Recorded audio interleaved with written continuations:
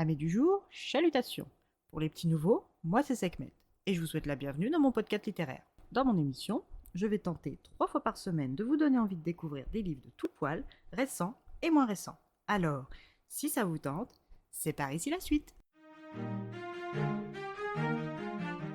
Aujourd'hui, je vais vous présenter Le chant de la lionne et du dragon de Mati Madiel, publié aux éditions Le Héron d'Argent. Dans ce roman, nous allons partir pour le royaume céleste de la lune. Eva Ebadottir est une adolescente de 15 ans quand nous la rencontrons. Pour aider son père Lucelius cordonnier et ses sœurs Helena et Alma, elle aide le berger Elias à s'occuper des moutons. Elle est dans les champs avec Karl le chien de berger et Fauve sa petite fauvette que sa défunte mère lui a confiée il y a des années de cela. Comme à chaque fois qu'elle est avec son oiseau, Eva se sent bien. Elle marche dans le pré quand un serpent passe près d'elle, elle le chasse. Quelques minutes à peine après, tout se fige autour d'elle. Karl et les moutons partent la mort aux trousses sans un regard pour elle. Eva sent quelque chose arriver et reste pétrifiée quand se pose devant elle un énorme dragon aux yeux violets.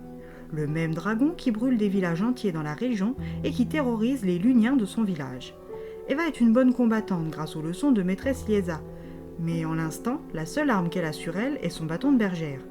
Elle ne va pas s'en sortir avec si peu face à une telle créature, elle le sait.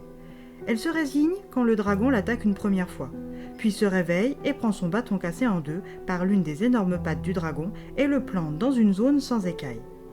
Les cris de la bête font froid dans le dos. Elle s'envole pour mieux revenir sur elle. Pas le temps pour Eva de réagir qu'elle est blessée à l'œil. Quand elle est redescendue par le berger du village, elle est maculée de sang et son œil blessé est définitivement perdu. Les séquelles psychologiques de l'attaque vont la hanter encore longtemps.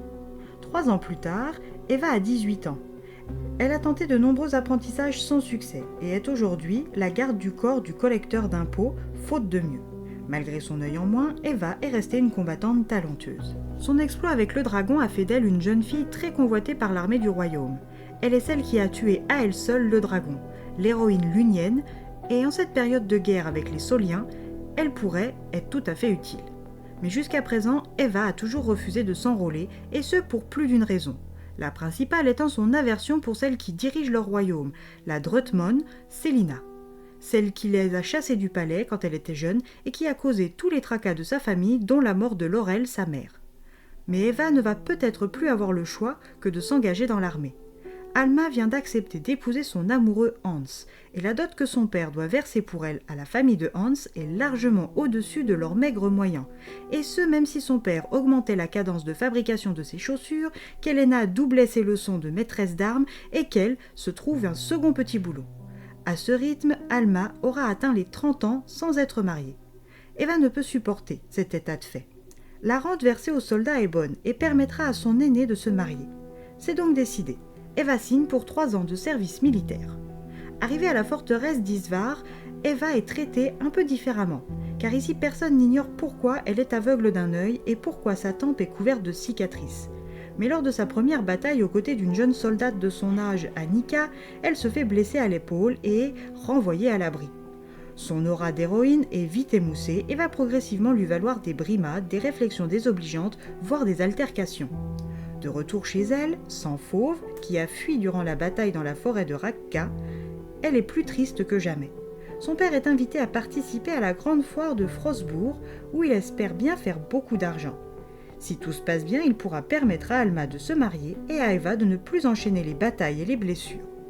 Il propose à ses filles de lui dire ce qu'elles aimeraient recevoir comme cadeau. Alma aimerait de la dentelle pour son voile de mariée. Helena des perles et Eva voudrait retrouver Fauve. Quand elle se rend compte de ce qu'elle vient de demander, elle voudrait faire machine arrière, car son père risque de se mettre en danger s'il se rend dans la forêt où Fauve s'est perdu. Mais c'est déjà trop tard, son père tient à retrouver l'oiseau chéri de sa fille. Quand Eva revient pour une nouvelle permission, blessée à la jambe cette fois-ci, elle apprend que son père est porté disparu depuis qu'il est entré dans la forêt. Ni une ni deux, Eva fait taire la douleur de sa jambe blessée et part le chercher. Elle tombe d'abord sur une patrouille de soldats de son camp, puis après une énième brimade collective, elle se retrouve nez à nez avec une lionne en colère. La lionne est sur le point de l'attaquer quand elle voit Fauve se changer en lumière, vive et fusionner avec la lionne pour se transformer en une jeune femme véhémente qui l'accuse d'être à l'origine de sa transformation en lionne. Eva voit que son père est retenu captif par cette fille.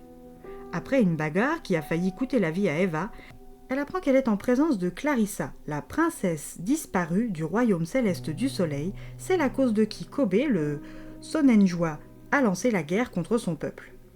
Elle a été envoûtée par un sortilège qui a divisé son âme en deux. Une partie est dans le corps d'une fauvette et l'autre dans une lionne. Si elle retrouve le Magidur qui lui a lancé cette malédiction, Eva espère faire cesser la guerre. Une fois son père libéré, Eva accompagne la princesse solienne dans sa quête.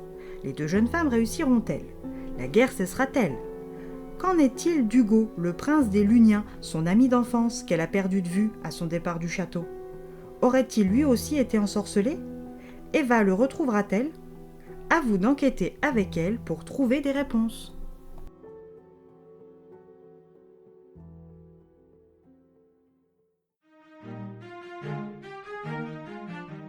Une lecture sympathique avec de l'action, de la magie et des émotions. Et bien voilà, j'en ai fini pour aujourd'hui. J'espère que cet épisode vous aura plu et vous aura donné des nouvelles idées de lecture. Si vous souhaitez découvrir d'autres petits bonbons littéraires tout droit sortis de ma bibliothèque, je vous retrouve le jeudi 11 décembre prochain pour un nouvel épisode. Et si d'ici là je vous manque de trop, n'hésitez pas à me rejoindre sur mon compte Instagram, @leslectures de Sekhmet. Tous les jours il s'y passe quelque chose. Sur ce, chalut les amis, et à la prochaine.